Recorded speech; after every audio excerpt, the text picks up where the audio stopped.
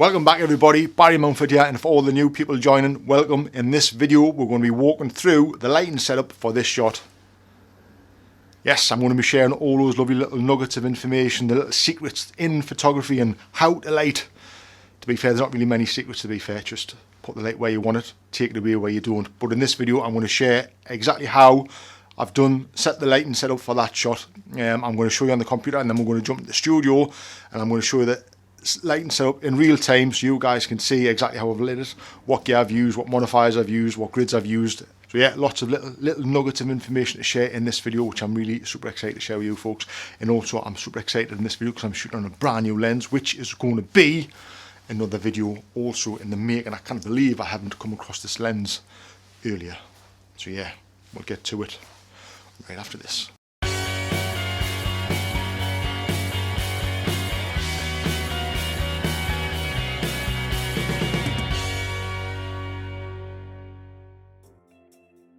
I've messaged Tom about 6 months back to try and organise a shoot.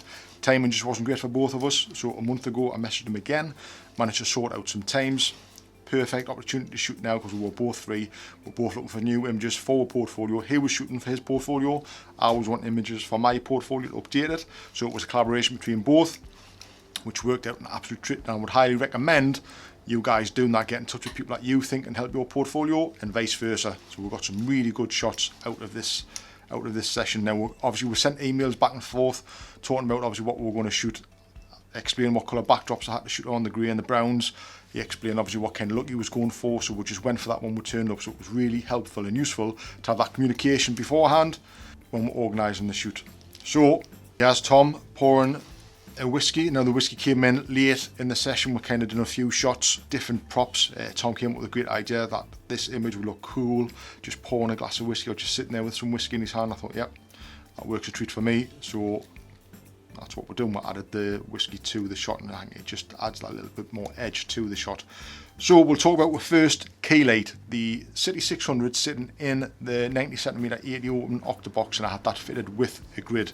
Now if you look on the shot here, you can see the shadow fall off. You can kind of see where it's falling this way. It gives you an indication where the light is falling. So if you follow that up, the light was coming from that direction.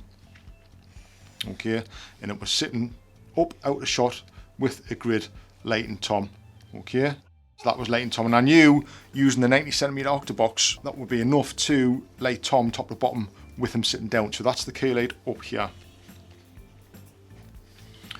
Right, the rim light is pretty self-explanatory. You can see that in the shot, and I deliberately left these in the shot because I kind of like the look of it. I thought it added a little bit to the image. On the Pixar Pro C stand, the wavy beauty dish with a grid, and I have in that the Pika 200, and that there you can see on the shot also is just giving that rim light right the way down the side here, and it's giving that little key to his cheek there. See that little kick there to his cheek?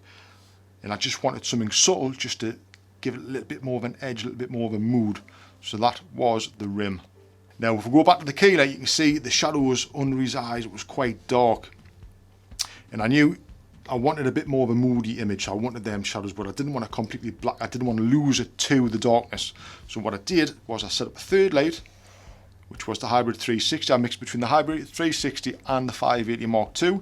And I had that with a grid fitted, and that was literally just lighting his face just subtly to lift those shadows just a little bit, because I liked the shadow pattern. I liked the way the light was falling on his face. I liked the whole pattern there. So that was just to fill in that side of the front part of his face, just to lift for his eyes. So basically that there is the lighting setup for this shot. Very simple, very straightforward. Really, to be fair, there wasn't too much to it. It's just really subtle.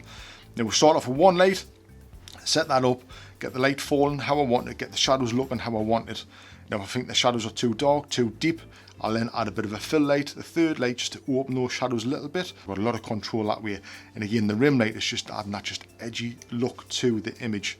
On a couple of other shots where I've mixed the lighting up slightly, where I've moved the lights around, I've used a smaller grid up here, and I've also used a big white fill card, which is bouncing the light from the key back up into Tom. And I've also put on a few of the shots a big white card on the floor, so that was also bouncing light back up and into Tom.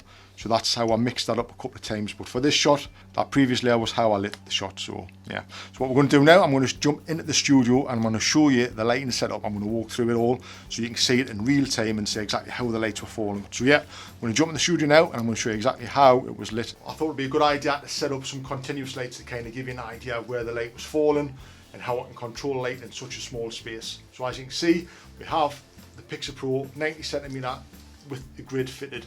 And you can see the way the lights are falling on my face now, and you can see if I'm sitting here like Tom was and I can just dip my head, you can kind of see how that shadow kind of starts creeping in under my eyes. So the way I kind of filled that light in was by this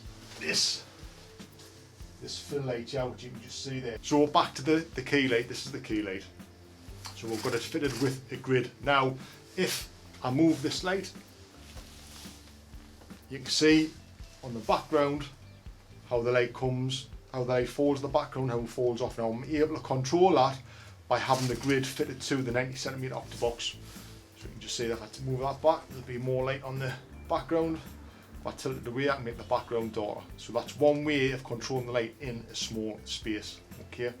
So I had that sitting round about, roughly about there, just out of shot. I know you guys can see that in there, but for the purpose of this video I've left it in there so you can't actually see it. This light giving a rim light and edge light coming down the side of Tom. So that was the edge light I used. Now again, that's in the Pixar Pro Wavy Beauty Dish fitted with a grid to control the light exactly where I want it to fall. Now the fill light again was sitting over there, which I will show you once I switch all the lights back on, and that's sitting on my rail system, which are the DIY rail system which I designed. I'll put a link in the description so you can check that out, guys. If you're shooting in a small space like I am, came in really handy. I'll put a link to that so you can check it out. And that was just filling in some of the shadows. The other way to fill in the shadows was by using a white fill card. So you can see there, white fill, no fill, and with a fill. So I had that kind of down below on the floor. You know, the second way I was filling it, I had a big whiteboard at the side here, again filling the light from this side, and that was two ways I was using to fill the shadows and just control the darkness and lightness of the shadows to get it how I wanted it to look in the shot. There you go, folks. I hope you've enjoyed that. I've enjoyed putting it together for you folks, and I've really enjoyed putting it together on my new lens, which stick around because I'm going to do a review on that lens. It's just loving it. So if you have enjoyed it, folks, give it a thumbs up, flick that notification bell so you can see when each video is posted. And I will see you folks in the next one. So I cannot leave the video without showing you just how good this little lens is, so I'll leave you with a little bit of B-roll. See you next time.